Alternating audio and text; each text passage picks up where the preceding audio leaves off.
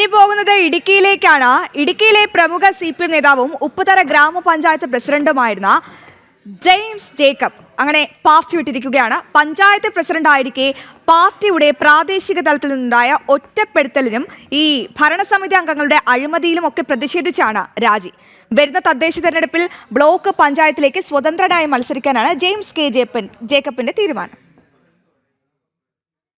തദ്ദേശ തെരഞ്ഞെടുപ്പ് അടുത്തിരിക്കെ CPM-നെ കടുത്ത പ്രതിരോധത്തിലാക്കിയാണ് ജെയ്സ് ജേക്കബ് പാർട്ടി വിട്ടത്. SFIയുടെയും DYFIയുടെയും ജില്ലാ നേതാവായി വളർന്നു വന്ന ജെയ്സ് ജേക്കബ് ഉപ്പുതറ ഗ്രാമപഞ്ചായത്തിലെ മാട്ടുത്താവളം വാർഡിൽ നിന്നാണ് വിജയിച്ചത്. പഞ്ചായത്ത് പ്രസിഡന്റായിരിക്കെ പഞ്ചായത്ത് ഓഫീസ് ജീവനക്കാരനെ കൂട്ടുപിടിച്ച് CPM-ഉം കോൺഗ്രസും ലൈഫ് മിഷനിൽ ഉൾപ്പെടെ നടത്തിയ അഴിമതികളിൽ നടപടിയെടുത്തതോടെയാണ് ജെയ്സ് ജേക്കബ് പാർട്ടിയുടെ കണ്ണിലെ കരടായത്.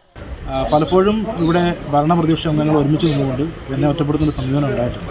കാരണം വ്യക്തമായിട്ടുള്ള നിലപാട് സ്വീകരിച്ചതാണ് എൻ്റെ പിന്നിലൊരു കാര്യം.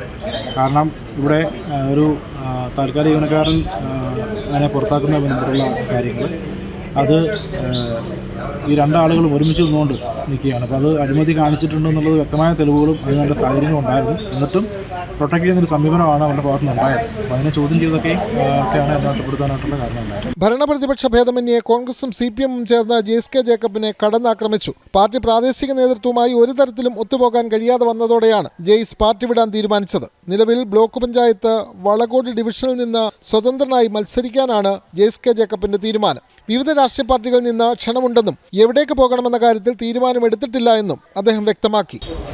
നിലവിലെ എല്ലാ രാഷ്ട്രീയ പാർട്ടികളെ നമ്മളെ സമീപിക്കുന്നുണ്ട് അപ്പോൾ അവരുടെ കൂടെ നിൽക്കാനായിട്ട്.